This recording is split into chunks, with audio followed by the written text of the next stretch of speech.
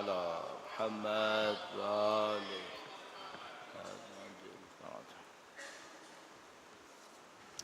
بار دیگر درود بھیجے گا محمد و آل محمد صلی علی محمد و آل محمد وعجل فرج. اعوذ باللہ من الشیطان الرجیم. بسم اللہ الرحمن الرحیم. الحمد للہ رب العالمین والصلاة والسلام علی سید الانبیاء والمرسلین حبیب الہ العالمین ابی القاسم محمد اللہ صلی علی محمد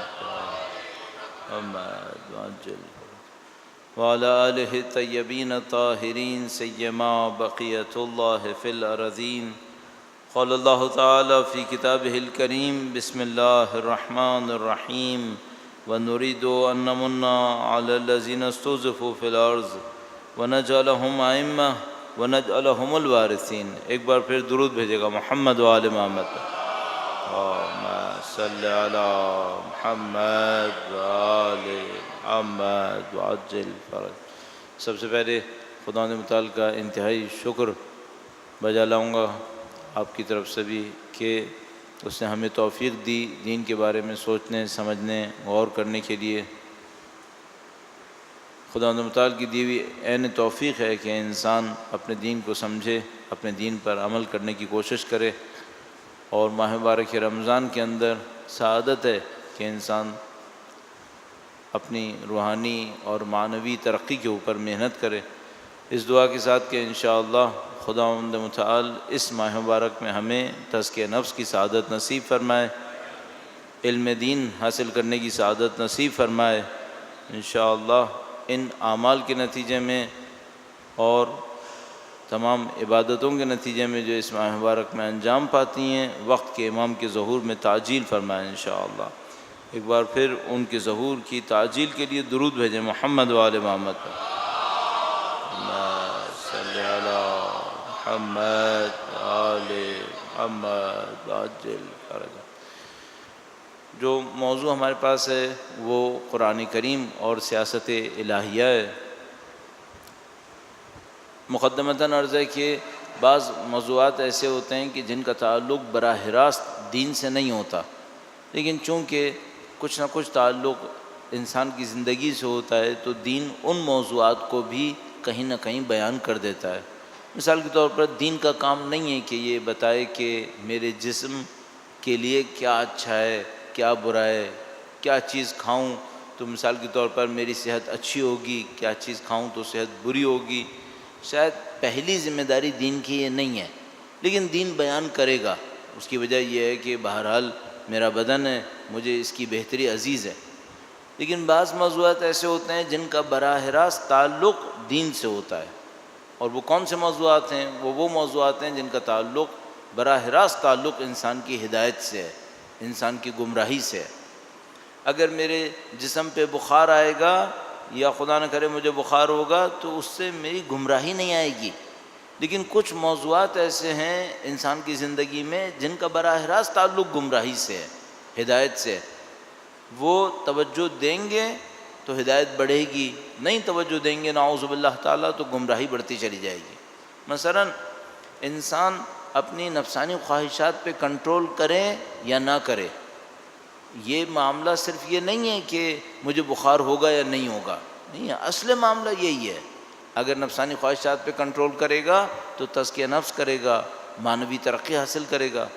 نفسانی خواہشات پہ کنٹرول نہیں کرے گا، گمراہی میں پھنس جائے گا. تو جس طریقے سے یہ ایک بنیادی ٹاپک بنتا ہے اور یہ دین کا اصلی ٹاپک بن جاتا ہے کہ دین تزکیہ نفس کو بیان کرے، تہذیب نفس کو بیان کرے، اسی طریقے سے جب ہم معاشرے کی سطح پہ آتے ہیں تو کچھ ٹاپکس تو وہ ہیں جن کا تعلق براہ راست دین سے نہیں ہے، لیکن کچھ ٹاپک ہیں جن کا براہ راست تعلق دین سے ہے. مثلا معاشرے کے اندر فرض کر لیں، اگر میں ابتدائی طور پہ سوچوں کہ بھئی صفائی ستھرائی کا کام کون انجام دے گا، براہ راست تعلق دین سے نہیں ہے. گرچہ دین کہتا ہے صفائی نصف ایمان ہے، یہ ساری باتیں، لیکن انسان کی عقل خود بخود کام کرتی ہے کہ بھئی جہاں رہو گے وہاں صاف ستھرا کرو گے. تو معاشرے کے اندر دین واضح طور پہ ذمہ داری نہیں دے گا کہ کون صفائی ستھرائی کرے گا، لیکن جب بات یہ ہوگی کہ معاشرے کے اندر طاقت کس کے ہاتھ میں ہوگی، حکومت کون کرے گا، اب یہ وہ موضوع نہیں ہے جس کا جو غیر مستقیم یا بالواسطہ تعلق دین سے ہو، نہیں، اس کا بلا واسطہ تعلق دین سے ہے۔ کیوں؟ جو حکومت کرے گا وہی پھر معاشرے کے اندر گمراہی اور ہدایت کا ذمہ دار بھی ہوگا۔ تو سیاست کا ٹاپک وہ نہیں ہے جس کو ہم یہ کہیں کہ یہ حاشیے کا ٹاپک ہے، یہ بارڈر کے اندر ہے، نہیں، یہ بارڈر میں نہیں ہے، یہ اصل کور کے اندر ہے، بنیاد کے اندر ہے۔ اس پہ توجہ نہیں دیں گے معاشرہ گمراہ ہو جائے گا، معاشرے کے اندر مسائل بڑھیں گے، اور میرا اپنے خیال ہے کہ پاکستان سے بڑھ کر اس کی اچھی مثال ہمیں نہیں ملے گی فی الحال، کہ جب ہم اپنے ملک کے اندر دیکھتے ہیں کہ کس قسم کے حکمرانوں نے کس قسم کا ملک بنایا ہے، تو پھر ہمیں فوراً سمجھ میں آ جاتا ہے کہ بھائی اگر اس معاملے پہ توجہ نہیں دی تو پھر کوئی بھی ملک، کوئی بھی معاشرہ ترقی نہیں پا سکتا، نہ دینی اعتبار سے نہ غیر دینی اعتبار سے۔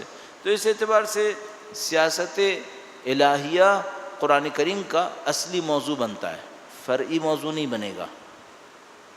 اب جب کہ یہ اصلی موضوع بنے گا تو اس کے پھر ہمیں دیکھنا پڑیں گے کہ تفصیلات قرآن کریم نے کیا بیان کی ہیں۔ تو میں کوشش یہ کروں گا کہ اس کو دو حصوں میں تقسیم کرتے ہوئے کچھ بنیادی اصولوں کو ہم یہاں پہ بیان کریں، اور کل انشاءاللہ اس کے مزید جزئیات کو بیان کرنے کی کوشش کریں۔ البتہ چونکہ ہم کئی دفعہ یہ بنیادی اصول بیان کر چکے ہیں، لہذا ان کے اوپر وقت کم دیں گے اور تھوڑا سا جزئیات کی طرف جانے کی کوشش کریں گے۔ درود بھیجے گا محمد و آل محمد پر۔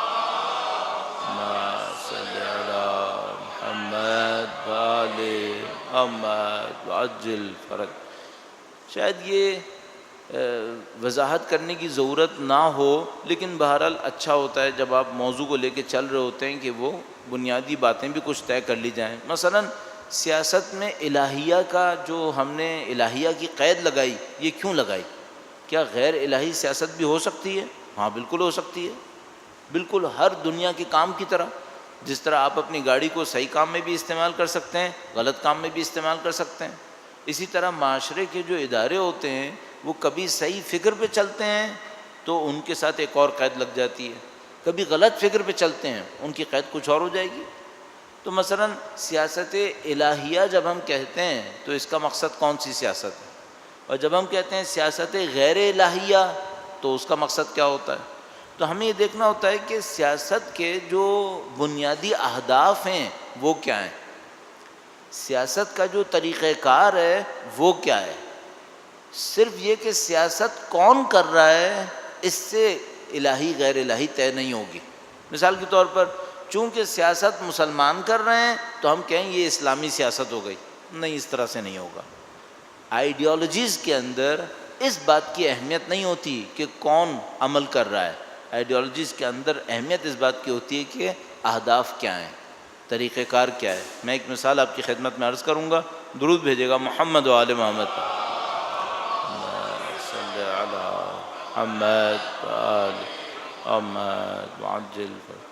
ہم جب کبھی بھی اسلام کے بارے میں گفتگو کرنے لگتے ہیں تو فوراً یہ سوال سامنے آتا ہے کہ جو اسلام کو اسٹڈی کرنے والا ہے وہ اسلام کو دیکھے یا مسلمان کو دیکھے؟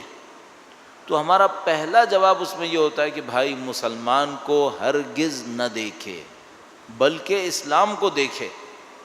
تو جیسے ہی ہم یہ بات کہتے ہیں بھائی مسلمان کو نہیں دیکھو اسلام کو دیکھو، تو ہم یہ کیوں کہہ رہے ہوتے ہیں؟ اس کی وجہ یہ ہے کہ صرف کسی ایک گروہ کا کسی فکر کے نام سے مشہور ہونا ان کے کاموں کو اسلامی نہیں کرے گا۔ مسلمان جو کر رہا ہے یہ ہر کام اسلامی ہے کیا؟ معلوم ہے کہ نہیں ہے۔ جیسا کہ حتیٰ کرسچینٹی کی طرف بھی ایسا ہی ہے، عیسائیت کے بارے میں بھی ایسا ہی ہے۔ مجھے یاد آتا ہے ہم لوگ کہیں پڑھاتے تھے، وہاں ایک عیسائی پادری بھی پڑھاتے تھے، تو ایسے ہی بیٹھے بیٹھے کسی نے پوچھ لیا کہ بھئی عیسائیت میں شراب حرام ہے کیا؟ اس نے کہا ایک قطرہ بھی حرام ہے، ایک قطرہ منہ سے لگانا حرام ہے۔ تو اس نے کہا یہ لگتا تو نہیں ہے، یہ جو ہم یورپ اور امریکہ میں دیکھ رہے ہیں بالآخر یہ عیسائی معاشرے ہیں۔ تو اس نے کہا کہ یہ بتاؤ کہ تمہارے معاشرے میں کون سا مسلمان ہے؟ تمہارے معاشرے میں تم صحیح کہہ رہے ہو کہ یورپ اور امریکہ میں دیکھو تو لگتا نہیں ہے کہ شراب حرام ہوگی، کم سے کم مستحب تو لگی رہی ہے اگر واجب نہ ہو۔ تو اس نے کہا کہ یہ بتاؤ تمہارے معاشرے کے اندر کون سے مسلمان ہیں؟ یہاں پہ کون سا اسلام آیا ہوا ہے جو تم میرے اوپر کہہ رہے ہو؟ بات صحیح ہے، کسی بھی آئیڈیالوجی کو اس کے نام سے مشہور لوگوں کے ذریعے جج نہیں کرنا چاہیے۔ تو اب ہم نے کیوں کہا سیاست الہیہ؟ اس کی وجہ یہ کہ بھائی مسلمان کی سیاست کو لوگ کہہ رہے ہیں سیاست اسلامی، سیاست الہی، یہ بات بالکل غلط ہے۔ اب مثال کے طور پر عرب ممالک اتنی حرکتیں کریں اور اس کے بعد مغربی ممالک والے ان کو دیکھ کر اسلام پہ اعتراض کریں۔ ابھی آج کل ہی کہیں دیکھ رہا تھا کہ کسی نے کہا کہ بھئی یہ ہم یورپینز نے شام کے پناہ گزینوں کو اپنے ملک میں آنے دیا ہے جبکہ مکہ نزدیک تھا، تو وہاں کیوں نہیں گئے؟ تو اس نے لکھا کہ ہم یورپینز نے شام کے پناہ گزینوں کو اپنے ملک میں آنے دیا ہے جبکہ مکہ نزدیک تھا، ان کو وہاں جانا چاہیے تھا۔ صحیح ہے، اب دیکھنے میں بات اتنی اسٹرانگ ہے کہ ٹھیک ٹھاک مسلمان ہل جائے کہ ہاں بھی بات تو صحیح کہہ رہا ہے، لیکن اس سے پوچھنا پڑے گا کہ مکہ کے اوپر جو قابض حکومت بیٹھی ہے اس کو کس نے بٹھایا تھا؟ اس کو بھی تمہیں نے بٹھایا تھا، اس کو مسلمانوں نے نہیں بٹھایا تھا، اس کو کوئی پسند نہیں کر رہا ہے، اس کو اپنے ملک کے اندر کوئی پسند نہیں کر رہا ہے، اس کو تمہاری جیسی حکومتوں نے بٹھایا ہوا ہے، اور ان کی وجہ سے تم اسلام کو بھی بدنام کر رہے ہو، ہمارے ایک اور ملک کا ستیہ ناش بھی مار دیا شام کا، اور اس کے بعد ہمارے اوپر احسان کر رہے ہو کہ تم نے ان کے لوگوں کو پناہ دے دی، جبکہ ہمیں معلوم ہے پناہ دینے میں بھی فائدہ ہے، پناہ دینے میں بھی فائدہ ہے، یہ ایک علیحدہ معاملہ ہے، یہ سب اسٹیٹسٹکس میں معلوم ہے، لیکن میں عرض کرنا چاہ رہا ہوں اس طرح سے پروپیگنڈا ہوتا ہے کہ مسلمانوں کے کام کو اسلام سے منسوب کیا جاتا ہے۔ تو اب ہمیں کیا کرنا ہوتا ہے کہ ہم فوراً یہ بیان کرتے ہیں کہ نہیں، یہ جو کچھ مسلمان کر رہا ہے اس کی ضرورت نہیں ہے، ہمیں یہ دیکھنا پڑتا ہے اسلام اس معاملے کے اندر کیا کہہ رہا ہے، اور ظاہر ہے کہ جب اسلام سے منسوب کرتے ہیں تو خدا سے منسوب کرتے ہیں کہ خدا کی سیاست کیا ہے، خدا کیا سیاست ہم سے چاہتا ہے۔ تو ہمیں قرآن کریم کے اندر کچھ اس سلسلے میں اصول ملتے ہیں، کچھ قرآن کریم کے اندر اس کے احکام ملتے ہیں، اور کچھ قرآن کریم نے اس کے حقائق بیان کیے ہیں۔ یہ ایک بہت پرانی تقسیم ہے جو میں جب بھی موقع ملتا ہے عرض کر دیتا ہوں کہ آپ جب بھی کسی معاملے کی تہ تک پہنچنے کی کوشش کریں تو آپ سب سے پہلے یہ دیکھیے گا کہ کن حقیقتوں پر مبنی یہ نظریہ آیا ہے، پھر ان حقیقتوں سے کون سی اقدار حاصل کی گئی ہیں، پھر ان اقدار سے کون سے احکام حاصل کیے گئے۔ جب بھی آپ کے سامنے کوئی معاملہ ہے، مثلا آپ سے کوئی کہے بھائی اسلام کی معیشت کیسی ہے، تو آپ سب سے پہلے جا کے دیکھیں معیشت کے بارے میں اسلام جو حقیقتیں بیان کر رہا ہے وہ حقیقتیں کیا ہیں، پھر ان حقیقتوں کی بنیاد پر اسلام نے کچھ اقدار رکھی ہیں، ویلیوز رکھی ہیں، وہ ویلیوز کیا ہیں، پھر آپ کو پتہ چلے گا کہ اب اسلام کے اندر معیشت کے احکام کیا ہیں۔ یہ کہ ہم احکام سے شروع کرتے ہیں معاملہ ہمیشہ خراب ہو جاتا ہے، ہمیں ہمیشہ حقائق سے شروع کرنا چاہیے۔ تو میں اسلامی سیاست الہیہ میں بھی اس کا قائل ہوں کہ پہلے حقائق کو دیکھیں، پھر اقدار کو دیکھیں، پھر دیکھیں کہ اسلامی سیاست نے یا سیاست الہیہ نے احکام کیا دیے ہیں۔ ایک بار پھر درود بھیجے گا محمد و آل محمد، صلی علی محمد و آل محمد وعجل فرج۔ ایک بار پھر درود بھیجے گا محمد و آل محمد، صلی علی محمد و آل محمد وعجل فرج۔ اس ہال میں پروگرام کرنا ٹھیک ٹھاک مشکل کام ہے، اس کا ایکو بہت زیادہ ہے، پھر جب گرمی کا موسم ہو اور پنکھے بھی چل رہے ہوں تو پھر تو ایک اور مسئلہ ہو جاتا ہے، اور اس کے بعد اگر ہال کا کچھ حصہ خالی بھی ہو تو یہ سمجھ لو آپ ڈرم میں بیٹھے ہوئے باتیں کر رہے ہیں، آپ کو سمجھ میں نہیں آتا۔ محمد وآل محمد وعجل فرج۔ جب بولنے والے کو آخر تک یہ سمجھ میں نہیں آتا میرا کون سا حصہ لوگوں کو سمجھ میں آیا، کچھ سمجھ میں نہیں آتا یہاں پہ۔ دوسرا ایک اور معاملہ یہ ہے کہ ظاہر ہے آپ جو دوست احباب سولجر بازار والے ہیں وہ چہرے کے ایکسپریشن دینے میں بہت ہی محتاط انسان ہیں، تو آپ لوگوں کے معاملے میں تو خاص کر سمجھ میں نہیں آتا کہ بھائی اس کو بلا کر ہوا کیا، کسی کو سمجھ میں آیا نہیں آیا، پسند آیا نہیں آیا، تو بہرحال کافی چیزیں جمع ہو جاتی ہیں تو سولجر بازار میں اس ہال میں پروگرام کرنے کو ذرا ٹف بنا دیتی ہیں۔ ویسے بھی افطار کے بعد کا ٹائم ہے تو انسان کے پیٹ میں خمار ویسے ہی آیا ہوا ہوتا ہے تھوڑا سا۔ بہرحال خدا آپ کو صحت و سلامتی نصیب فرمائے، آپ کے روزوں کو عبادات کو قبول فرمائے انشاءاللہ، اور ہمیں علم دین کو سیکھنے اور سکھانے کی سعادت نصیب فرمائے انشاءاللہ۔ ایک بار پھر ان تمام دعاؤں کی قبولیت کے لیے درود بھیجے گا محمد و آل محمد۔ اللہم صلی علی محمد و آل محمد وعجل فرج۔ اچھا، کچھ حقائق ہیں جن سے ہم شروع کرتے ہیں۔ مثلا جب ہم کہتے ہیں سیاست، تو سیاست کے بارے میں کون سے ایسے حقائق ہیں جن کی بنیاد پر اسلامی سیاست بنتی ہے، جس کو قرآن کریم نے بیان کیا۔ اب قرآن کریم سے ہی حقائق کو نکالتے ہیں، تو پہلا سوال یہ آتا ہے کہ بھئی سیاست کی آپ کو ضرورت کیوں پڑ رہی ہے؟ ہر ایک انسان کو اپنا کام کرنے دو۔ بلا وجہ میں ایک حکومت بنتی ہے، پھر اس حکومت کے اوپر جھگڑے ہوتے ہیں، کوئی حکومت لینا چاہتا ہے، کوئی حکومت دینا چاہتا ہے، مسائل ہیں۔ یہ سب نہ ہو، قرآن کریم فرماتا ہے نہیں، ایسا نہیں ہو سکتا۔ اگر انسانوں کے اندر بغاوت کا عنصر نہ ہوتا تو شاید کوئی یہ کہہ سکتا کہ حکومت کی ضرورت نہیں ہے، پھر شاید کوئی یہ کہہ سکتا کہ حکومت کی ضرورت نہیں ہے۔ البتہ اس وقت بھی منتظم کی ضرورت پڑتی، حاکم کی ضرورت نہ بھی پڑتی تو منتظم کی ضرورت ضرور پڑتی۔ مثال عرض کروں گا، مثلا آپ تصور کیجئے کہ گاڑی کے کچھ پرزے ہیں، گاڑی کے پرزے ہیں، میکینیکل کوئی سسٹم ہے، ہر پرزہ اپنا کام کر رہا ہے۔ اب ان پرزوں میں بغاوت نہیں ہے، یہ پرزہ یہ نہیں کہے گا کہ میں نے اتنے عرصے کام کر لیا، اب مجھے کچھ اور کرنا چاہیے۔ جو وہ ہے وہ کرے گا، لیکن بغاوت نہ ہونے کے باوجود اس کو نظم دینے کے لیے منتظم چاہیے یا نہیں چاہیے؟ ہاں، نظم دینے کے لیے منتظم تو پھر بھی چاہیے۔ اچھا، اگر ان میں بغاوت بھی ہو تو نہ صرف منتظم چاہیے ہوگا بلکہ حاکم بھی چاہیے ہوگا۔ اب یہ جو انسان ہے اس کے اندر بغاوت کا عنصر اندر رکھا ہوا ہے۔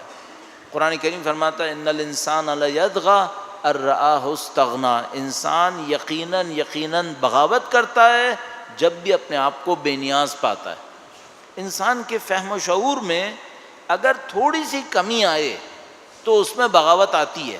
اگر فہم و شعور کامل ہو تو کبھی بغاوت نہیں آئے گی۔ فہم اور شعور کا کمال کیا ہے؟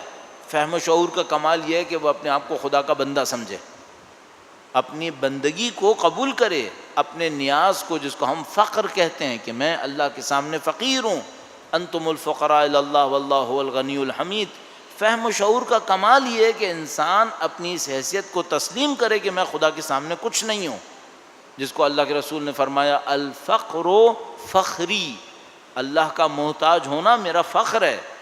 اگر انسان اسے قبول کر لے تو کوئی طغیان نہیں ہوتا، لیکن مصیبت کیا ہے کہ فہم و شعور میں کمی آتی ہے۔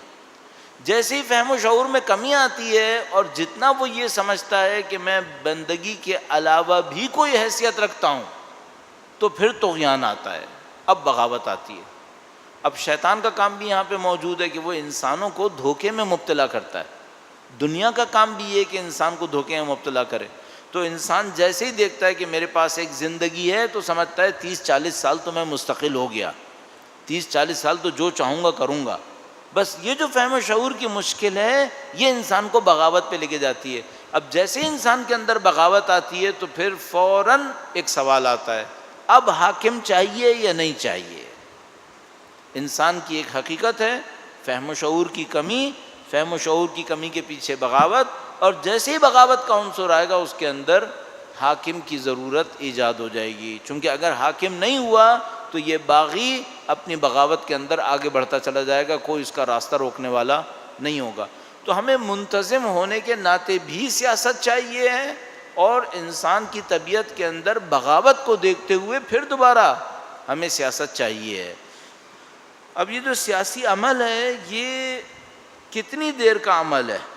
مستقل ہے یا مثال کے طور پر جس کو ہم لوگ کہتے ہیں پارٹ ٹائم جاب ہے؟ تو دین فرماتا نہیں ہے مستقل عمل ہے، پہلے دن سے یہ عمل شروع ہوگا۔ اور وہ سمجھ لیجیے، اس کو سمبولک کہیے، جو کچھ بھی کہیے، کہ حضرت آدم علیہ السلام کے بچوں نے جیسے ہی گناہ کیا اور بغاوت کی تو اس سے یہ بات ثابت ہوئی کہ نہیں، یہ پہلے دن سے یہ حاکمیت چاہیے، ورنہ معاملہ مشکل میں پھنس جائے گا۔ تو یہ جو سیاست کا عنصر ہے یہ کہہ سکتے ہیں جیسے ہم لوگ عرف عام میں کہنا چاہیں، اس میں کوئی تعطیل نہیں ہے، مثلا ہم یہ کہیں کہ آج تو ہم نے 10 سال سیاست کے گزار لیے، چلو چند سال اس کو چھوڑ دیتے ہیں اس کی حالت پہ. نہیں، چھوڑنے کا نہیں ہے یہ. ایک دن بھی چھوڑا معاملہ ختم ہو جائے گا، پھر معاملہ ہاتھ سے نکل جاتا ہے. تو اس سیاست انسان کے معاشرے کی حقیقت ہے، اور حقیقت بھی ناقابل تعطیل، اس کے اندر کوئی چھٹی نہیں ہو سکتی. آپ کو مستقل عمل کرنا پڑے گا اور ہر معاشرے میں عمل کرنا پڑے گا. اب اسی وجہ سے ہم دیکھتے ہیں کہ قرآن کریم نے جب انبیاء کا تذکرہ کیا، خاص کر اولو العزم انبیاء کا، تو فوراً اس مسئلے کو بیچ میں ڈال دیا کہ ان لوگوں کو معاشرے کے اندر آنا پڑتا ہے، معاشرے کے اندر آ کے ظالموں سے لڑنا پڑتا ہے اور مظلوموں کی مددگاری کے لیے آگے بڑھنا پڑتا ہے. یہ کوئی اتفاق نہیں ہے کہ آخری امام کی تشریف آوری کا ہدف بھی عدل کا قیام قرار پایا. اتفاق نہیں ہونا چاہیے. ظاہر ہے یہ کہ پہلے دن سے عدل کی بات ہوئی اور آخری دن تک عدل کی بات چلتی رہی، یہ اس کی ضرورت کو احساس دلانے کے لیے کہ بھائی یہ جو سیاست کا عمل ہے یہ قابل تعطیل نہیں ہے، اس کو آپ نے مستقل لے کے چلنا ہے. بس یہ ایک حقیقت ہوئی کہ بھئی یہ سیاست ایک مستقل عمل ہے، اس کو آپ کو لے کے چلنا ہے، اور اس کی بنیاد انسان کی حقیقت کے اندر چھپی ہوئی ہے. اچھا، اب اس میں الہیہ کا کیا کردار ہے؟ کبھی ایسا ہوتا ہے، کوئی موضوع ایسا ہوتا ہے جس میں نے عرض کیا کہ تعلق انسان سے تو ہے لیکن ہدایت اور گمراہی سے براہ راست تعلق نہیں ہے، تو خدا اس کو انسانوں پہ چھوڑ دیتا ہے کہ تم خود اس معاملے کو نپٹاؤ، چونکہ اس کا تعلق براہ راست تعلق ہدایت اور گمراہی سے نہیں ہے. میں ایک مثال عرض کروں گا، درود بھیجے گا محمد و آل محمد پہ. صلی علی محمد و آل محمد عجل فرج. بھئی مثلا آپ اور میں جو یہاں پہ بیٹھے ہیں، اور اب یہ جو درس یا لیکچر ہو رہا ہے تو ریکارڈنگ کے لیے یہ کیمرہ یہاں پہ لگا ہوا ہے. کیا دین مبین نے ہمیں بتایا کہ کیمرہ استعمال ہو؟ نہیں، کچھ بھی کر لو. تو پہلے زمانے میں اس ٹائپ کی جو ریکارڈنگز ہو رہی تھیں، جب ہم کسی واقعے کو محفوظ کرنا چاہتے تھے تو کیا کرتے تھے؟ یہ جو کیمرہ وغیرہ ہے، ظاہر ہے یہ 100-125 سال سے زیادہ کی بات نہیں ہے. تو اس سے پہلے کیا کرتے تھے؟ اس سے پہلے شاعری کر لیتے تھے، شعر کہتے تھے اور واقعے کو شعر کے ذریعے سے محفوظ کر لیا کرتے تھے. مورخین ہوتے تھے، حکماء اپنے ساتھ لکھنے والے لے کے چلتے تھے، کوئی بھی چیز ہوئی انہوں نے واقعے کو لکھ لیا. بہت تیر مارا، بڑا کام کیا تو مصور ہوتے تھے کہ بھئی وہ سامنے جو واقعہ ہوا تھا اس کی ایک پینٹنگ بنا لی گئی، اور پینٹنگ بنا کر جو 2 بادشاہ وہاں پہ بیٹھے تھے انہوں نے نیچے اپنا نام لکھ دیا کہ ہاں بھئی یہ واقعہ ہمارے ساتھ یہ واقعہ ہوا تھا. تو اس طرح سے ریکارڈنگ ہوتی تھی. اچھا، دین نے ہمیں کوئی خاص ہدایت دی ہے کہ کیسے ہو؟ نہیں دی. تم خود اپنے دماغ سے حساب کتاب کرو، جتنا ڈیولپ کر سکتے ہو کر لو. تو ہم ڈیولپ کرتے کرتے یہاں تک پہنچے کہ اب مثال کے طور پر آڈیو ویڈیو ریکارڈنگ ہونے لگی ہے. صحیح ہے. دین نے ہمیں ہدایت کیوں نہیں دی؟ کیونکہ اس کا تعلق ہدایت اور گمراہی سے نہیں تھا. ریکارڈنگ شاعری سے ہو، تصویر سے ہو، آواز سے ہو، آواز اور تصویر دونوں ملا کر ہو، کل کوئی اور معاملہ ہو جائے جو ہم نہیں جانتے، اس کا تعلق ہدایت اور گمراہی سے نہیں تھا. اس لیے خدا نے ہمیں براہ راست ذمہ داری نہیں دی، اور نہ اس نے اپنے انبیاء سے کہا کہ اس معاملے میں جاؤ انسانوں کی مدد کرو.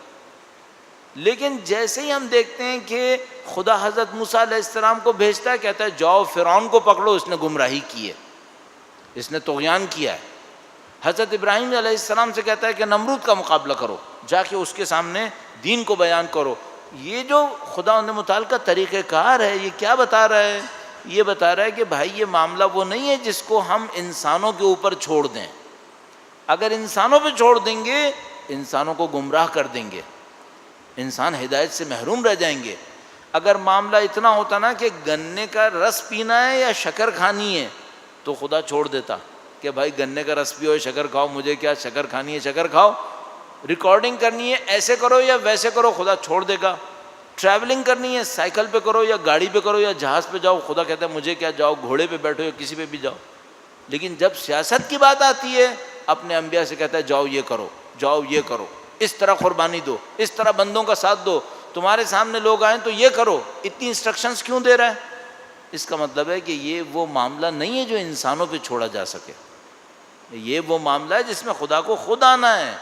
کیوں؟ اس کا تعلق انسان کے نفس سے ہے، اس کا تعلق انسان کی باغی طبیعت سے ہے.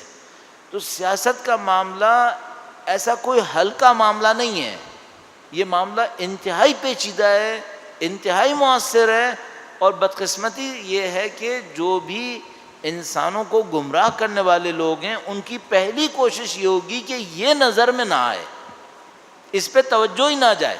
اب آپ تصور کریں، اگر میں تھوڑا سا نزدیک لانے کی کوشش کروں، یہ جو ہمارے پاکستان میں سوشل سائنسز کی اہمیت نہیں ہے، اس کی ایک وجہ مجھے یہی سمجھ میں آتی ہے، یہ لوگ ہمارے اوپر سوشل سائنسز کے ذریعے رول کر رہے ہیں، ان کو ہمارے درمیان جھگڑے کروانے ہو، ہمارے درمیان فساد کروانا ہو، جو کچھ کروانا ہو، یہ کیمیکل سے نہیں کر رہے ہیں، ہم سب کو معلوم ہے، یہ ہمارے ذہنوں سے کھیل رہے ہیں۔ یہ جو کام ہے یہ سوشل سائنسز سے ہو رہا ہے، اور ہم سے یہ کہا جا رہا ہے کہ اس پہ توجہ نہیں دینا، اس پہ توجہ نہیں دو، اس کی کوئی ویلیو ہی نہیں ہے۔ اچھا کیوں ہم سے کہہ رہے ہیں بھائی اس پہ توجہ مت دو، اس کی ویلیو نہیں ہے؟ اس کی وجہ ہے کہ ان کو پتہ ہے کہ جب یہ اس فیلڈ میں اتریں گے تو پھر ان کو سمجھ میں آئے گا کہ ان کے ساتھ ہو کیا رہا ہے یہاں۔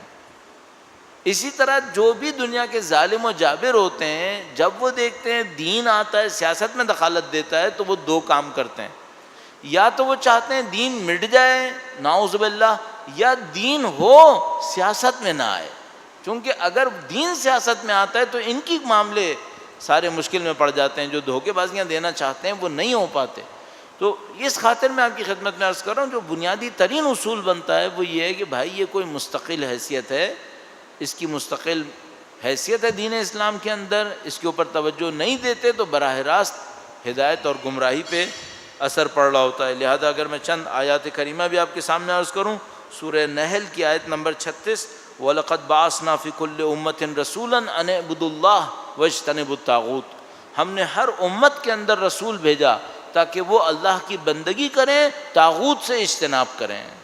اب تصور فرمائیے، ہم لوگ بعض اوقات آیات کریمہ کو اس کی عمومیت میں دیکھتے ہیں۔ عمومیت کا مطلب کیا ہے کہ ایک بات کہی گئی ہے جو سب کے لیے کہی ہے، ایک قوم کے لیے نہیں ہے۔ تو اب اس میں دیکھیں عمومیت ہے، وَلَقَدْ بَعَثْنَا فِي كُلِّ أُمَّةٍ رَسُولًا، ہم نے ہر امت میں رسول بھیجا ہے۔ اچھا جو ہر امت میں رسول بھیجا ہے، ایک کو ایک ذمہ داری دی، دوسرے کو دوسری ذمہ داری دی، فرمایا جو مختلف ذمہ داریاں تھیں وہ تو تھیں، ایک کامن ایجنڈا بھی تھا۔ کامن ایجنڈا کیا تھا؟ اللہ کی بندگی کرو، طاغوت سے اجتناب کرو، کامن ایجنڈا۔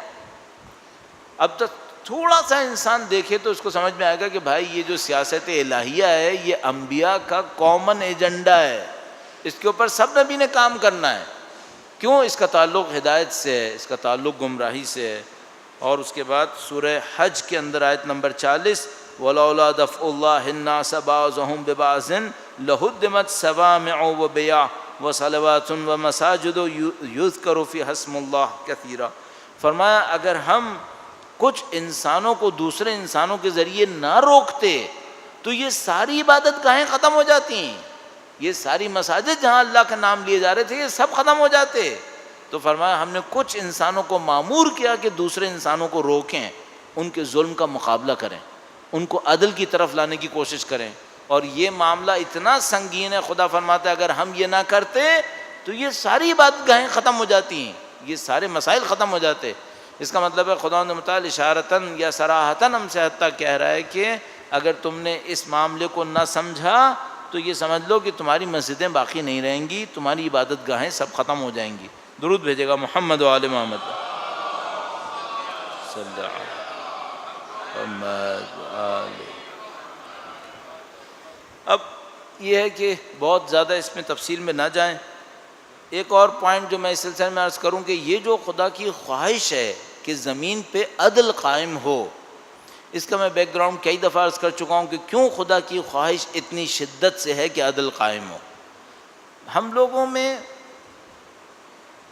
اگر میں بیک گراؤنڈ کی طرف تھوڑا سا اور نہ چاہتے ہوئے بھی لے جاؤں تو پھر یہ عرض کروں کہ یہ جو ہم اور آپ فیصلے کرتے ہیں یہ فیصلے کئی مراحل سے گزرنے کے بعد فیصلے میں تبدیل ہوتے ہیں، ورنہ فیصلے نہیں ہوتے، ورنہ ہم کوئی کام نہیں کریں گے۔ مثلا آپ جو یہاں پر آئے ہیں آپ نے اپنے ذہن میں کئی مرحلے گزارے ہیں، پھر ایک مقام پر پہنچے تو آپ یہاں پر آئیں گے، ورنہ آپ یہاں پہ نہیں آئیں گے۔ وہ جو کئی مرحلے انسان گزارتا ہے اس میں سے ایک مفہوم کا واضح ہونا ہے۔ مثلا اگر آپ یہاں پر آنے میں کوئی بہتری نہ دیکھیں آپ کبھی نہیں آئیں گے یہاں پہ۔ آپ کوئی نہ کوئی بہتری دیکھیں گے، چاہے اپنے دین کے لیے بہتری دیکھیں گے، چاہے اپنی طبیعت کے لیے بہتری دیکھیں گے، چاہے اپنی نفسانیات کی تسکین دیکھیں گے، کوئی بہتری دیکھیں گے جس کی خاطر آپ یہاں پر آئیں گے۔ تو ہم لوگوں کے ذہن میں یہ ہوتا ہے دین کی طرف دیکھتے ہوئے کہ دین یہ چاہتا ہے پہلے مفہوم واضح ہو جائے۔ اگر مفہوم واضح ہو اور طلب موجود ہو تو لوگ خود بخود کریں گے۔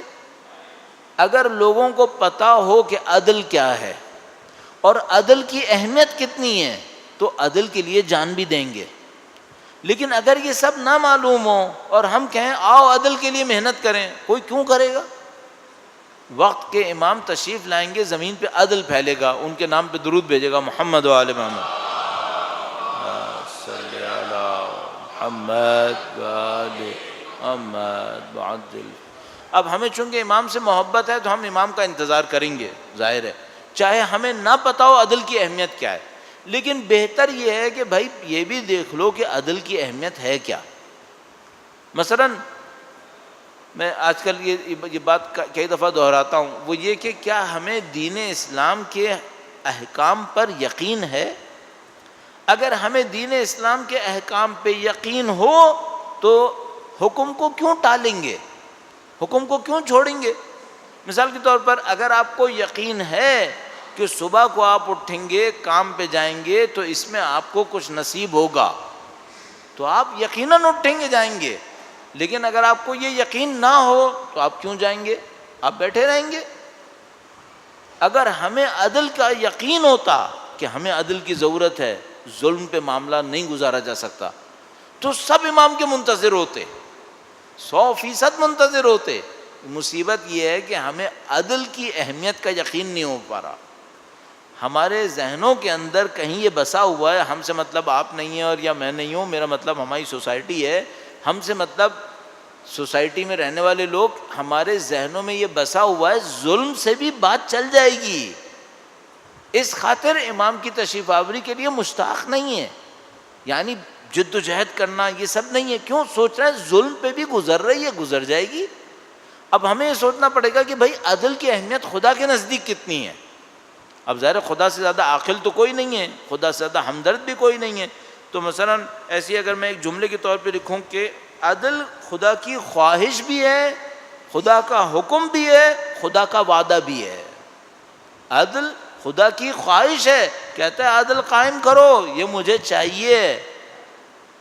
خدا متعال کے نزدیک بغیر عدل کے زندگی نہیں گزر سکتی، انسان کامیاب نہیں ہوں گے۔ خدا نے یہ کائنات خلق کی ہے انسانوں کو کمال تک پہنچانے کے لیے۔ اگر زمین پہ ظلم ہوگا مخلوق کمال تک نہیں پہنچے گی۔ خدا متعال کا جو ہدف خلقت ہے وہ پورا نہیں ہوگا اگر زمین کے اوپر ظلم ہوگا۔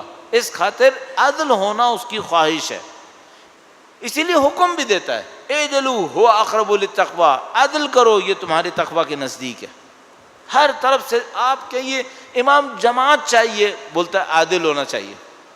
کوئی بھی دین کا کام کرنا ہے قید لگا دے گا عادل ہونا چاہیے، اور جتنا کام بڑا ہوتا چلا جائے گا اس کی عدالت کے اوپر شرطیں بڑھاتا چلا جائے گا۔ تو مثال کے طور پر مرجع تقلید کے اندر یہ سب کچھ ہونا چاہیے، حاکم کے اندر، قاضی کے اندر یہ سب کچھ ہونا چاہیے عدل کے بعد۔ تو عدل کے بغیر خدا کا نظام نہیں چلتا۔ عدل خدا کی خواہش ہے، عدل خدا کا حکم ہے، عدل خدا کا وعدہ بھی ہے۔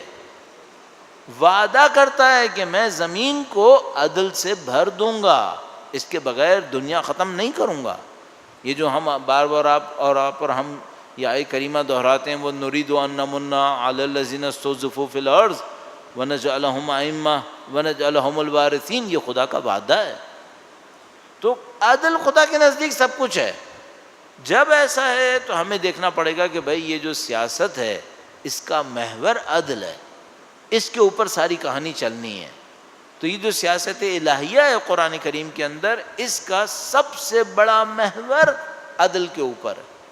عدل ہوگا باقی سب کچھ ہوگا، عدل نہیں ہوا پھر کوئی کہانی آگے نہیں بڑھے گی اور مشکل میں پھنستے چلے جائیں گے۔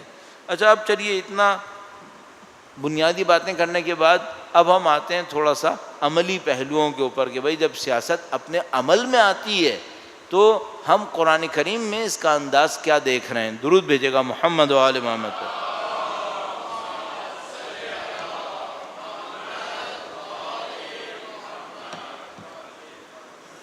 ایک بار پھر درود بھیجے گا محمد و آل محمد.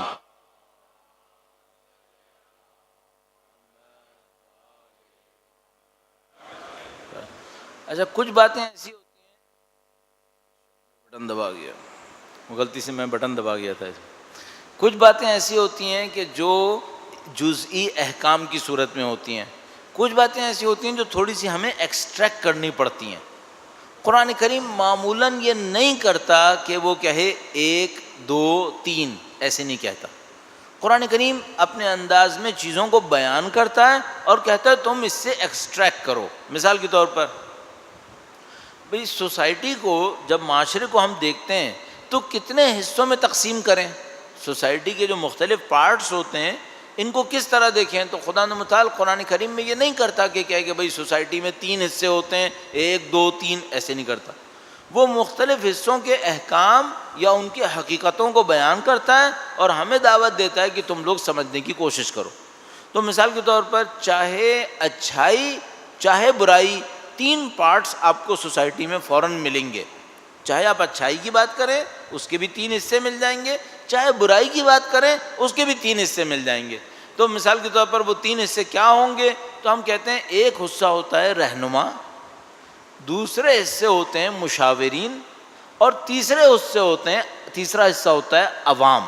بس پہلا حصہ ہے رہنما جس کو آپ لیڈرشپ کہتے ہیں، دوسرا آپ کے مشاورین، ایڈوائزرز، جو ایک میڈیم کا کام کر رہے ہوتے ہیں، رہنما اور عوام کے درمیان میڈیم کا کام کر رہے ہوتے ہیں، اور تیسرے حصے میں ہوتے ہیں عوام، پبلک جس کو ہم لوگ کہتے ہیں. پہلے میں اس کو عمومی سیاست پہ منطبق کرتا ہوں، پھر اس کو دینی سیاست پہ لے کے آتا ہوں.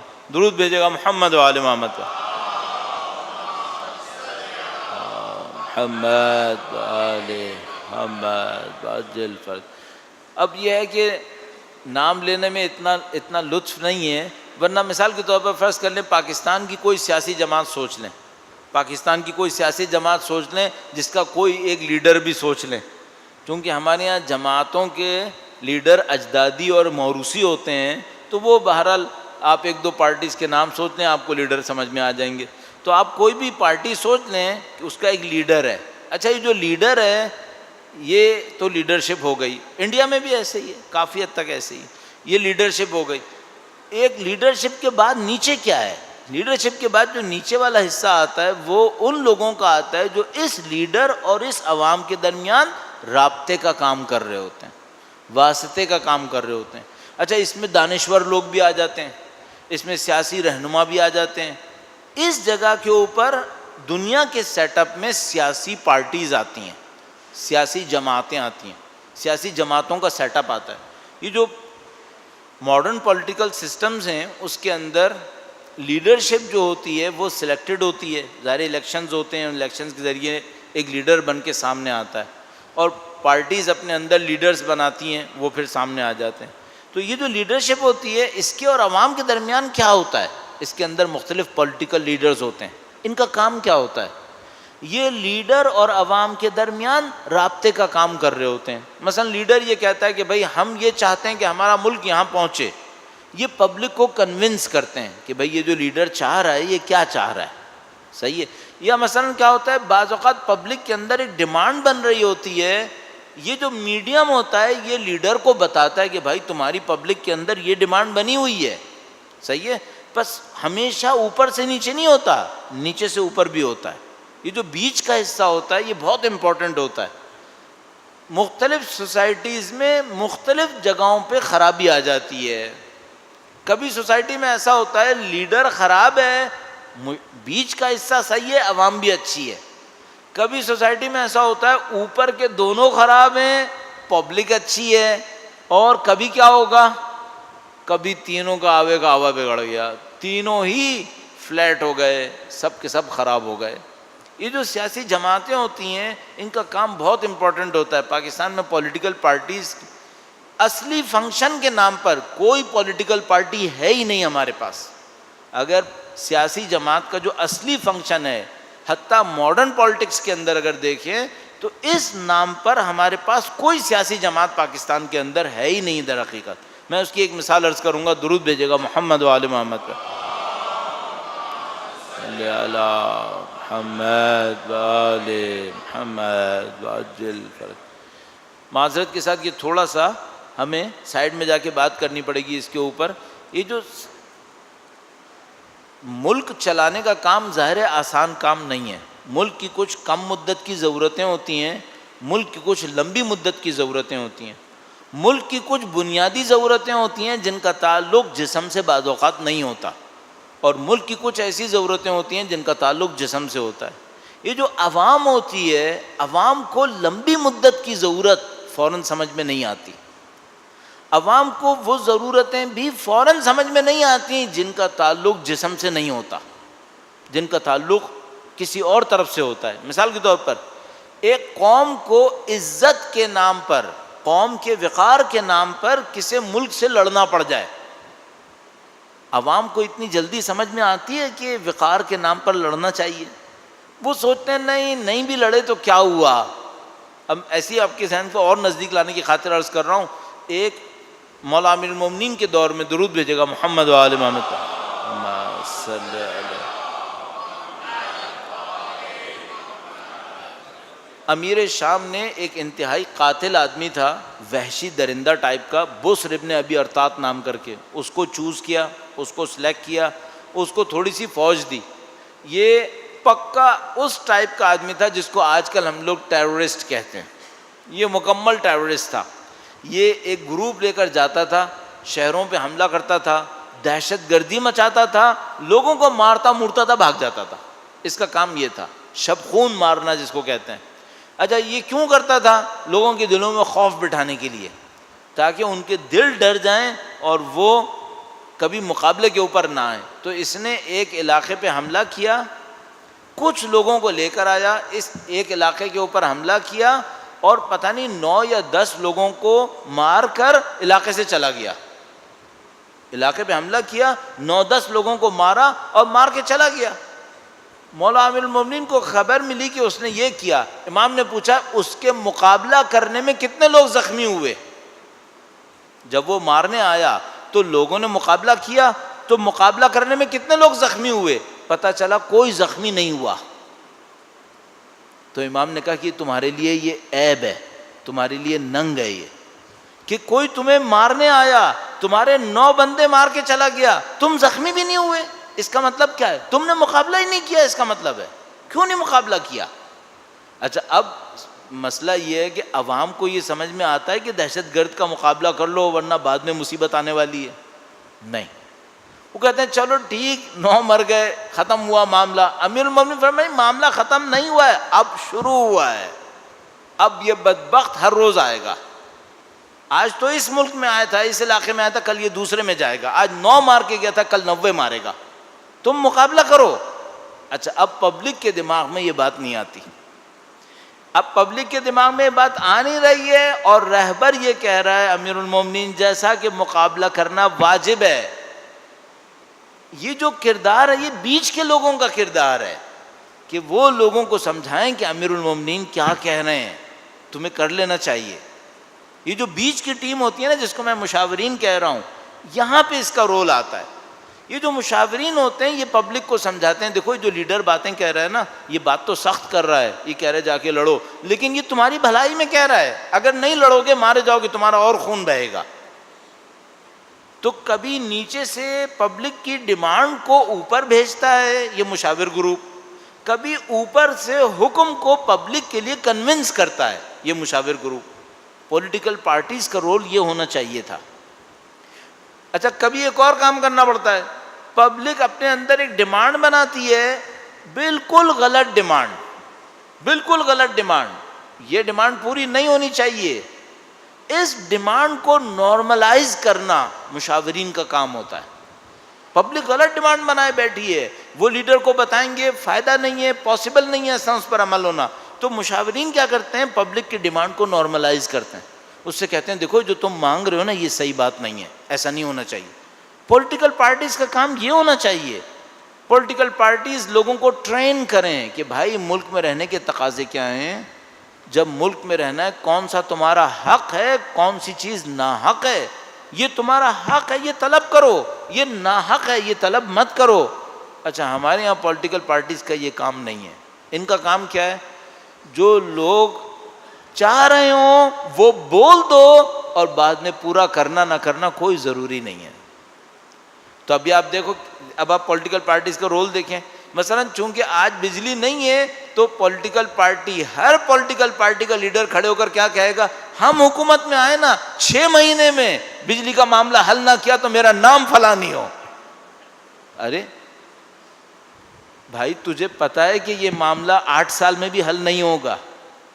جب یہ بندہ خدا یہ باتیں کر رہا تھا، میرا دل چاہ رہا کہہ رہا ہوں بک رہا تھا، جب یہ باتیں کر رہا تھا تو میرے ایک دوست ہیں، وہ پاکستان کی جو ریگولیٹری اتھارٹی ہے بجلی اور پاور کی، اس کے میں کیا نام پوسٹ بتا دوں تو معاملہ خراب ہوتا ہے پھر، بہرحال اچھے خاصی جگہ پر.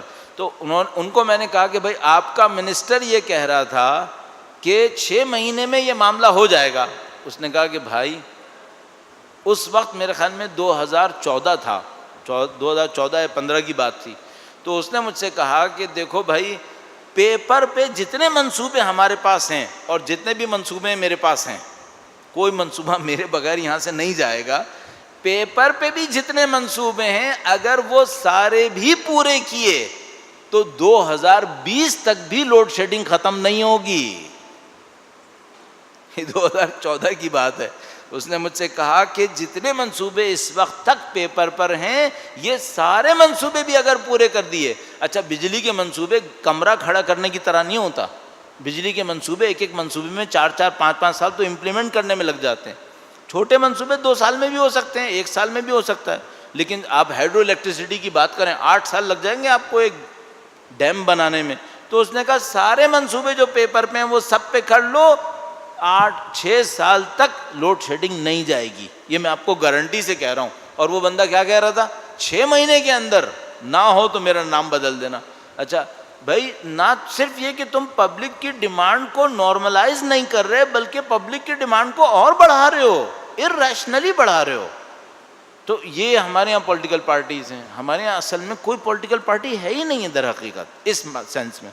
تو یہ جو سوسائٹی میں سیاست کا نظام ہوتا ہے، اس میں ایک لیڈرشپ ہوتی ہے، ایک مشاور ہوتے ہیں اور ایک پبلک ہوتی ہے.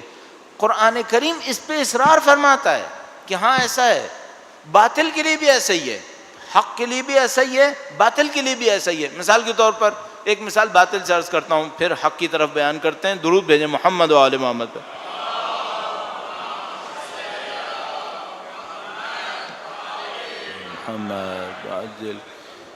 باطل کی ظاہر بہترین مثال فرعون ہے. فرعون باطل کی رہبری، باطل کی لیڈرشپ. اس کے نیچے کیا ہے؟ اب ایک قرآنی اصطلاح آتی ہے ہمارے سامنے اور وہ کہتے ہیں، فرمایا ملأ فرعون. ملأ میم لام اور حمزہ، اس کا مطلب ہوتا ہے درباری. ویسے تو کسی چیز کے جگہ کو بھرنے کو کہتے ہیں مل، یعنی جگہ کو بھر دینا. مثال کے طور پر یہ گلاس خالی ہو، اس کو بھر دیں تو ہم کہہ سکتے ہیں ملا، یعنی یہ بھر گیا. لیکن ملا فرعون کیا مطلب ہے؟ یعنی اس کے جو دربار لگتا ہے اس کے اندر فل ان دا بلینکس، خالی جگہوں کے اوپر یہ لوگ کھڑے ہیں سارے. اچھا یہ جو ملا فرعون ان کا کام کیا ہے؟ یہ فرعون نہیں ہے، یہ فرعون کو چلانے والے ہیں، یہ فرعون کو بتانے والے ہیں، فرعون کا ساتھ دینے والے ہیں. یہ باطل ہو گیا، یہ باطل کے مشاور ہو گئے. اس کے نیچے کون ہے؟ اس کے نیچے وہ قوم ہے جس کے اوپر فرعون حکومت کرنا چاہتا ہے. یہ 3 پارٹ ہو گئے. اچھا اب ادھر آ جائیے حق کی طرف. تو حق کے اندر کیا ہے؟ حق کے اندر ایک اللہ کا نبی ہے، ایک اصحاب نبی ہیں. وہ جو خدا نے متعال دیکھیں آپ قرآن کریم کے اندر بعض اوقات اصحاب نبی کی تعریفیں کرتا ہے کہ یہ جو اصحاب نبی ہیں یہ رحماء بینہم، یہ جب کفار سے ہوتے ہیں اشداء علی الکفار رحماء بینہم تراہم رکعا سجدا، اصحاب کی تعریفیں کرتا ہے. حضرت عیسیٰ علیہ السلام کے معاملے میں حواریین، حضرت عیسیٰ علیہ السلام کے ساتھ چلنے والے. یہ لوگ کون لوگ ہیں؟ یہ وہ لوگ ہیں جو نبی اور عام لوگوں کے درمیان برج کا کام کر رہے ہوتے ہیں، واسطے کا کام کر رہے ہوتے ہیں. یہ لوگوں کو بتاتے ہیں کہ دیکھو جو نبی مانگ رہے ہیں نا یہ تم سے کیا مانگ رہے ہیں. اب قرآن کریم نے کتنی ہی جگہ اس گروپ کو آئیڈینٹیفائی کیا ہے، اس گروپ کو آئیڈینٹیفائی کیا ہے. مثال کے طور پر آپ دیکھیے گا کہ فرماتا ہے کہ جب اللہ کے نبی نے کہا کہ بھئی اللہ کے نبی نے ایک حاکم کو طے کیا اور اس نے کہا کہ تمہارے سامنے نہر آئے گی تو نہر میں سے پانی مت پینا، تو فرمایا سب نے پیا سوائے چند لوگوں کے جنہوں نے بہت کم پیا۔ یہ جو چند لوگ کون تھے؟ بعد میں یہ وہ لوگ تھے جب اللہ کے نبی کے اس نمائندے نے کہا کہ جا کے دشمن سے لڑو، سب نے کہا ہم نہیں لڑیں گے، انہوں نے کہا نہیں ہم لڑیں گے، ہم اس کا ساتھ دیں گے۔ ہمیشہ عوام اور اس لیڈرشپ کے درمیان بیچ میں ایک گروپ آتا ہے، اور یہ گروپ جو ہوتا ہے یہ قیادت کو سمجھتا ہے، عوام کی مصلحتوں کو بھی سمجھتا ہے، اور ان کے درمیان برج کا کام کر رہا ہوتا ہے۔ صحیح ہے؟ اب سیاست کی یہ ایک حقیقت ہمیں سمجھ میں آ گئی، قرآنی حقیقت سمجھ میں آ گئی۔ اب میں آپ سے پوچھوں گا ہمارے یہاں کیا حالت ہے؟ وہ برج کہاں ہے؟ کہاں پر ہے وہ برج؟ مثلا آپ کہیں گے یہ پرانے زمانے کی بات تھی، میں بھی عرض کرنے کی کوشش کرتا ہوں۔ مثلا انقلاب اسلامی ایران آیا، انقلاب اسلامی ایران کے اندر قیادت کون تھی؟ مثلا امام خمینی کی قیادت تھی۔ عوام تو عوام ہو گئی، برج کون تھا؟ برج تھا حوزہ علمیہ۔ حوزہ علمیہ کے اندر پڑھنے والے علماء، سینئرز، جونیئرز، یہ سب امام خمینی کی باتوں کو لوگوں تک پہنچا رہے تھے، سمجھا رہے تھے کہ دیکھو یہ کیا کر رہے ہیں۔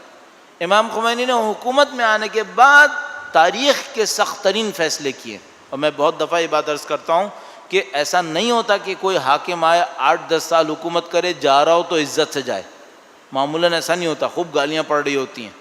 اور وہ حاکم 8 سال جنگ بھی کروائے اور لاکھوں لوگ اس میں مرے اور زخمی ہوں، تو پھر تو سمجھ لو اس کی عزت ختم ہو گئی۔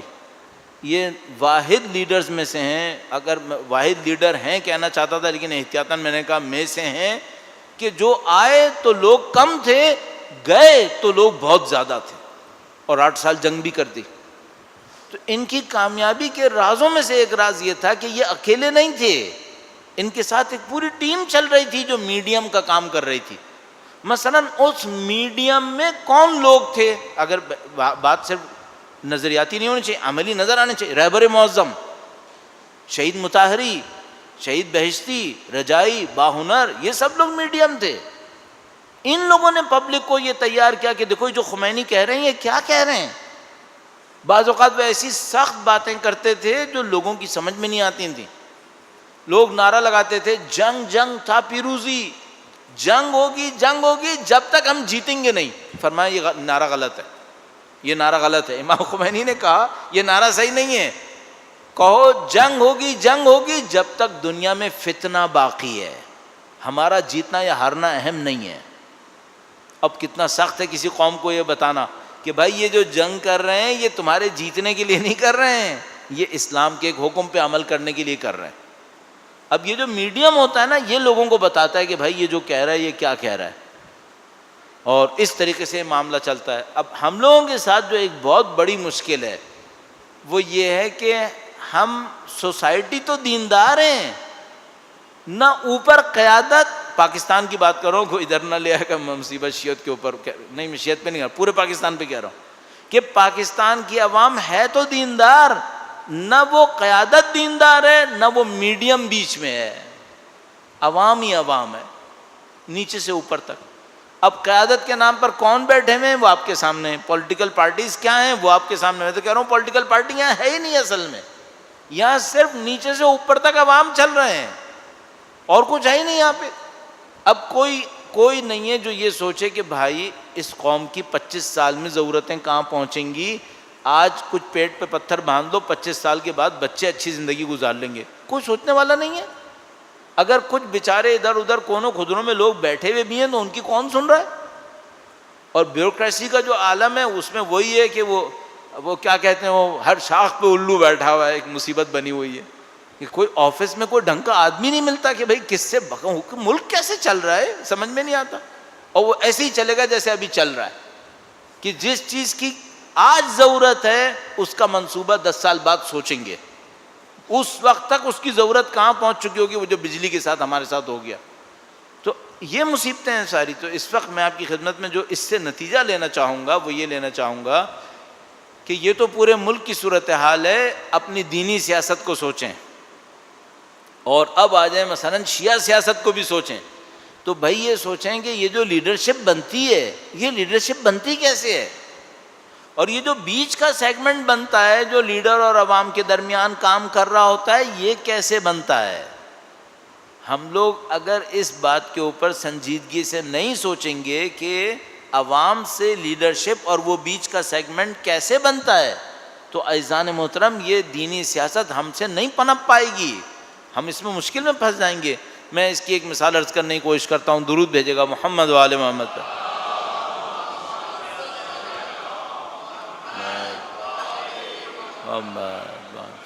انقلاب اسلامی نے جو ہمارے درمیان بہت بڑا کارنامہ کیا وہ یہ کہ ہمیں دین کا ایک شعور دے دیا، ہمیں دین کا ایک شعور دیا، جو شعور ہمارے اندر اس سے پہلے بہت اجمالی تھا، ڈیٹیلز ہمیں نہیں پتہ تھیں، امپلیمنٹیشن کی بھی ہمیں زیادہ خبر نہیں تھی، لیکن بہرحال انقلاب اسلامی نے ہمیں ایک شعور دیا کہ بھئی کچھ ہونا چاہیے دین کے نام پر۔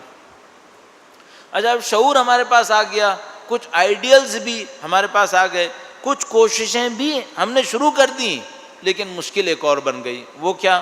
وہ یہ کہ جو ادارے تشکیل پانے تھے اس کام کو انجام دینے کے لیے، وہ ادارے ہم نے تشکیل نہیں دیے۔ دیکھیے، میں نے آپ کی خدمت میں انقلاب اسلامی کی مثال دی، تو انقلاب اسلامی میں جو لیڈرشپ تھی وہ امام خمینی کی شکل میں تھی، اس کے بعد جو عوام تھی وہ جو بھی ایرانی عوام آپ کے سامنے، اور بیچ کا جو میڈیم تھا میں نے آپ کی خدمت میں عرض کیا حوض علمیہ تھا، جو ایران کے قم کے اندر ہی لے لیں تو بہت پرانا تھا، باقی شہروں کے اندر اور پرانا تھا، اور عراق کو اگر کاؤنٹ کریں تو 1000 سال پرانا تھا۔ تو 1000 سال پرانا ایک انسٹیٹیوشن تھا جو چل رہا تھا، اس نے میڈیم کے گیپ کو فل کیا، اس بیچ کے گیپ کو فل کیا۔ اچھا، اب مشکل ہمارے ساتھ کیا ہے؟ ہم انقلاب کے بعد دینی شعور لے کر آ گئے، وہ جو میڈیم کو بھرنے کے لیے، گیپ کو فل کرنے کے لیے ادارے چاہیے تھے، ان میں سے کچھ ہے ہمارے پاس؟ بدقسمتی سے نہیں، اگر ہے بھی تو وہ نہ ہونے کے برابر ہے۔ یعنی اس ہے کا ذرا دیکھ لیجئے عالم کیا ہے۔ بھئی ہماری آبادی پاکستان کے اندر سمجھ لیں نہ بھی کچھ کریں تو 3 کروڑ سے اوپر چل رہی ہے، 3 کروڑ سے اوپر تو کم سے کم ماننی پڑتی ہے، سب کو ماننی پڑتی ہے کہ بھئی اتنی تو آبادی ہے۔ اچھا، اتنی آبادی کے لیے جو درمیانی طبقہ آپ کو چاہیے ہے، وہ جو درمیانی طبقہ ہے وہ کیا کرے گا؟ وہ آپ کے دینی رسم و رواج کو پورا کرے، دینی تعلیمات کو لوگوں تک پہنچائے۔ ظاہر ہے کہ 3.25 کروڑ 3.5 کروڑ یا جتنی بھی آبادی ہے، اس کی دینی تعلیمات ہی اس کو بتانا بہت آسان کام نہیں ہوگا۔ مثلا اگر میں سوچوں کہ جو 3.5 کروڑ آبادی جو میں بہت کم کر کے آپ کے سامنے کہہ رہا ہوں، اس میں صرف پرائمری اسکول کے بچے کتنے ہیں؟ پرائمری اسکول کے بچے کیوں کہہ رہا ہوں؟ بھائی یہ بچے وہ ہیں جن کو وضو، نماز یہ سب سکھانا ہے، یہ واجب ہونے والا ہے ان کے اوپر۔ اچھا، پرائمری اسکول کے جو بچے ہوں گے وہی کئی ملین ہوں گے۔ یہ جو کئی ملین بچے ہیں ان کو ہم نے صرف وضو سکھانا ہے، تو سکھانے والے کتنے چاہیے ہمیں؟ اگر 70-80 لاکھ بچے ہیں تو بھائی اگر میں 100 بچوں پر بھی ایک رکھوں تو کم سے کم 70-80 ہزار تو ہوں میرے پاس، 70-80 ہزار تو ہونے چاہیے۔ اب میں آپ کی خدمت میں عرض کروں، پاکستان کے طول و عرض میں جتنے بھی شیعہ مدارس ہیں سب کو ملا لیں، پہلے دن کے طالب علم کو ملا لیں، 10,000 نہیں بنتے، 10,000 بھی نہیں بنتے ہیں۔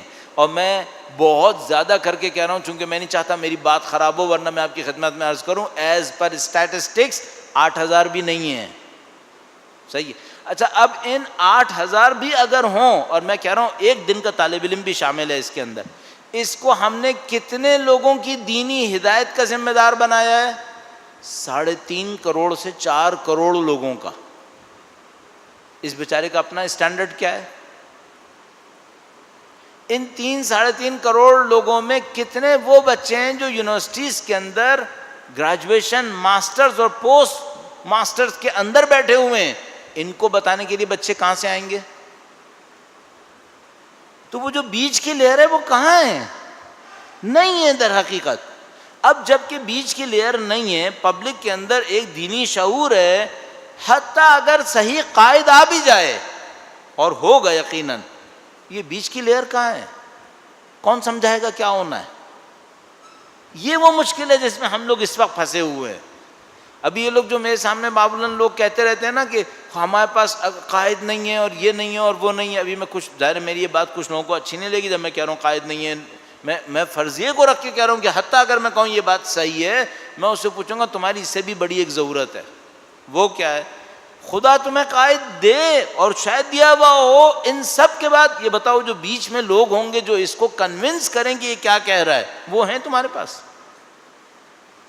تو عزیزان محترم, یہ نہیں ہو سکتا کہ ہم دین کی بات کریں, دینی سیاست کی بات کریں اور ان حقائق کو نظر انداز کر دیں جس کی طرف قرآن کریم بار بار اشارے کر رہا ہے. یہ ہمیں رکھنے پڑیں گے اپنے اندر. اور کیلیبر بھی پھر اتنا ہائی ہوتا ہے. اب آپ تصور کریں جو درمیانی طبقہ ہے, اگر اس کے کیلیبر کی بات کریں تو میں واقعاً کہتا ہوں یہ ایرانی قوم اس معاملے میں بہت خوش نصیب ہے, بہت خوش نصیب ہے. ان کے درمیانی درجے کے جو لوگ تھے وہ بھی ایک ایک آدمی لیڈر سے کم نہیں تھا. ان کی جو خوش نصیبی تھی وہ صرف اتنی نہیں تھی کہ امام خمینی ان کے پاس لیڈر تھے. ان کی خوش نصیبی میں سے خوش نصیبی یہ تھی کہ جو ان کے درمیانی طبقہ تھا اس میں شہید مطہری جیسے لوگ تھے جو بے نفسہی ایک لیڈر تھا, اور رہبر معظم جیسے لوگ تھے جو بے نفسہی لیڈر اور اب 30 سال سے چلا رہے ہیں ماشاءاللہ. تو یہ ان کی خوش نصیبی تھی. اور جو ہم لوگوں کے ساتھ اس وقت بہت بڑی مصیبت پھنسی ہوئی ہے وہ یہ ہے کہ بھائی یہ عوام کے اندر جو سینٹیمنٹس ہیں یہ اوپر تک جانے کے قابل نہیں ہوتے. ان کے درمیان ایک بفر زون لگتا ہے جو لوگوں کو یہ بتاتا ہے بھائی تم نے کیا کرنا ہے, اوپر والے کو پہنچاتا ہے, اوپر کی بات نیچے پہنچاتا ہے. یہ بفر زون بالکل غائب ہے. نتیجہ کیا ہے؟ صحیح آدمی آ بھی جاتا ہے تو اس کو مرنا پڑتا ہے چونکہ اوپر سے نیچے بات آنے والی جگہ ہی نہیں ہے یہاں پہ. تو یہ سارے مسائل ہیں ہمارے درمیان, اور اس کا صرف ایک نتیجہ رہے گا کہ ہمیں ایک لمبی مدت کے اوپر کام کرنا پڑے گا جس میں ہم یہ تمام اجزاء تشکیل دیں گے, ورنہ یہ کام اس طریقے سے آگے نہیں بڑھے گا. اور جس حساب سے ہمارے معاشرے میں اس وقت مولویوں کو اور طالب علموں کو گالیاں پڑ رہی ہیں, دینی طالب علموں کو, مجھے سمجھ میں نہیں آتا کہ وہ بفر زون ہم تشکیل دیں گے یا نہیں دیں گے. اور اگر نہیں دیں گے تو یہ افراتفری مزید چلتی رہے گی. ابھی بہرحال کل انشاءاللہ ہم کچھ اور حصوں کے اوپر بات کریں گے. جب ایک موومنٹ چل رہی ہوتی ہے سیاست کے اندر تو اس میں ہمیں 3 پارٹس نظر آتے ہیں. جو سوسائٹی کے 3 فیبرک تھے میں نے آپ سے عرض کیا, سوسائٹی کے اندر اگر ایک چینج کے لیے بات کریں تو ہمیں 3 حصے نظر آتے ہیں, ایک آئیڈیالوجی, ایک لیڈرشپ اور ایک عوام. اور انشاءاللہ اس کے مختلف مراحل ہیں, ایک شعور کا مرحلہ ہے, ایک امید کا مرحلہ اور ایک تحریک کا مرحلہ. تو کل انشاءاللہ ان باتوں کے اوپر عرائض پیش کریں گے. درود بھیجے گا محمد و آل محمد پر.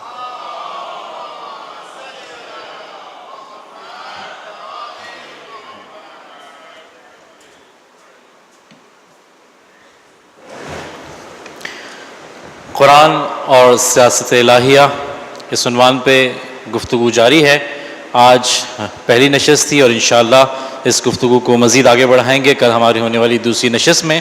جیسے بیان کیا تھا کہ چونکہ یہ 2 نشستوں پر ہے اس لیے آج کی نشست میں ہم نے سوال جواب نہیں رکھے تھے اور انشاءاللہ کل کی نشست میں ہم سوال جواب رکھیں گے. لیکن اس ڈائس پہ ہونے کا تھوڑا سا ایک فائدہ اٹھا لوں اور ایک چھوٹا سا سوال جو آج کی ذہن میں ایک سوال کہہ لیں یا مشاہدہ کہہ لیں.